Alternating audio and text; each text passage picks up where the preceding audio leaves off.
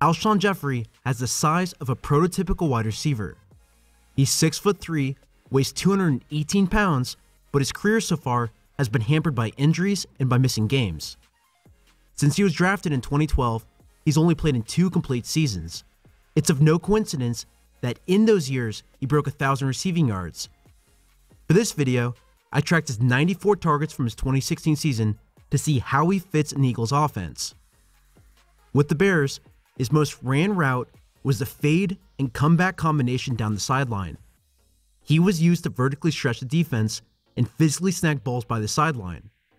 But before we talk about this play, I want to apologize for the poor quality of the Bears' All-22 camera. This, for some reason, is the camera angle the Bears decided to use. It is awful, and I can't believe they don't fix it, as it's very hard to get the appropriate depth for the analysis. Now, compare that to the Texans stadium, where they have the camera at a higher angle, and you can easily tell the difference. So I'm sorry for that, but for some of his plays in Soldier Field, it's unavoidable.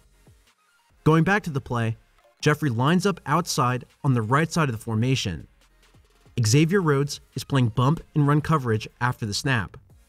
Jeffery takes an outside release and sprints down the sideline before turning and grabbing the ball out of the air. From an ISO viewpoint, you can see that Jeffery got a free release, but as he's turning the corner, Rhodes tries to jam him with his outside arm. Jeffery fights him off with his inside hand and continues down the sideline. As he works his way down the field, Jeffery turns his head back to the ball, which Rhodes imitates and is actually in a great position with inside leverage.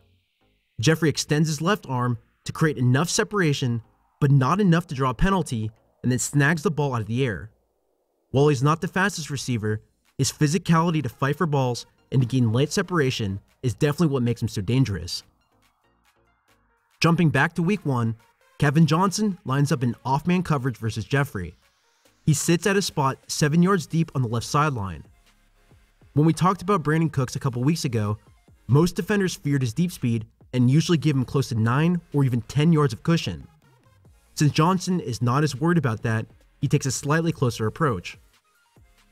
Even after Jeffery gets Johnson to bite hard on an inside step, he doesn't have the deep speed to burn the defender. However, there is enough subtlety in his movements to force Johnson into a poor position. In the Bears' offense, he was used on a lot of slants, drags, and in routes across the middle of the field. I can easily see the Eagles using Jeffery this way as well. Versus the Redskins in Week 16, Jeffery lines up opposite of Josh Norman on the left side of the formation. Norman is an amazing zone corner, but he's only an above-average press corner, so Jeffery uses his hand-fighting ability to take advantage of that. After the snap, Jeffery takes a jab step release and works Norman outside.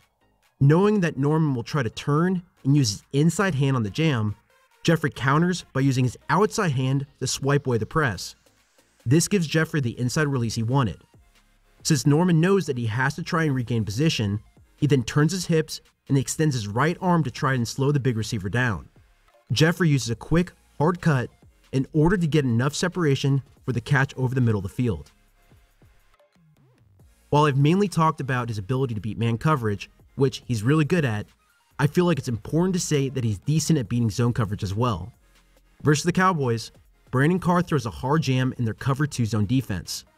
Knowing that Carr is watching the quarterback and stupidly not feeling where Jeffery is, Alshon raises his hand and knows he's going to be wide open between the zones. From his vantage point, he can see both safeties playing their half-field coverage, and he can sit in the spot between Carr and the deep left safety for the reception. This intelligence to beat zones is definitely valuable. As a player who is physically bigger and longer than pretty much every defensive back, he sometimes doesn't fully play up to that length. In this play versus the Texans, he finds a spot between Houston's cover 4 defense.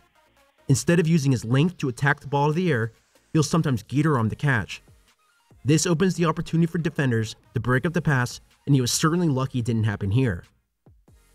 One last thing that I definitely have to say is that Jeffery dealt with a lot of terrible quarterbacking in Chicago. He ran this comeback route versus Xavier Rhodes and was wide open after a generous veteran shove at the top of his route. The ball is so poorly placed by Cutler that he has to come back and break up the interception. Now, it wasn't exclusive to Cutler. Both Brian Hoyer and Matt Barkley had some terrible throws as well. After Jeffery completely torched Jalen Ramsey on his stop-and-go route, Hoyer threw the ball out of bounds. Jeffery was wide open, and this was a free touchdown if I've ever seen one. Overall, Jeffery is excellent at using his hands to gain separation and has developed tight footwork since he entered the NFL. His main limitation, outside injuries of course, is that he doesn't have the top-end speed to burn defenses. While that limits his upside, when he's in the red zone, on the sideline, or even in the middle of the field versus zone coverage, he still has a lot of value. For fantasy football, I gave him a 3rd-round grade. He should see plenty of targets in Doug Peterson's offense and apparently has looked excellent in OTAs. While he's definitely a stud when he's on the field, you have to be worried that he's missed 11 games in the past 2 seasons. Since we are getting closer to fantasy football season, some people have asked for my top 5 wide receivers for the 2017 season. Here's my list, with the first being Antonio Brown, who is consistently awesome in the Steelers offense. He should be picked as your first wide receiver in all formats. Second is Julio Jones, and while Kyle Shanahan left the team, he should still be the focal point of their offense. Third on the list is Odell Beckham, and even though the Giants signed Brandon Marshall and drafted Evan Engram, he should still produce huge numbers. 4 is Mike Evans, who should get more opportunities with Deshaun Jackson stretching the field. And finally, the 5th guy on my list is AJ Green. He has John Ross, who will play a similar role as Jackson in their offense, but he should still get a ton of targets. All 5 of these wide receivers deserve a 1st-round grade, and I have no hesitation in taking any of them. Well, that's it for this video. My next one will wrap up Michael Bennett and his elite run-stopping ability. The following video will be on Dak Prescott, looking at plays from his incredible rookie season. If you have any suggestions, or if you want me to break down a topic of your choosing, go ahead and follow the link to my Patreon account. Also, you can follow me on Twitter at Samuel R. Gold.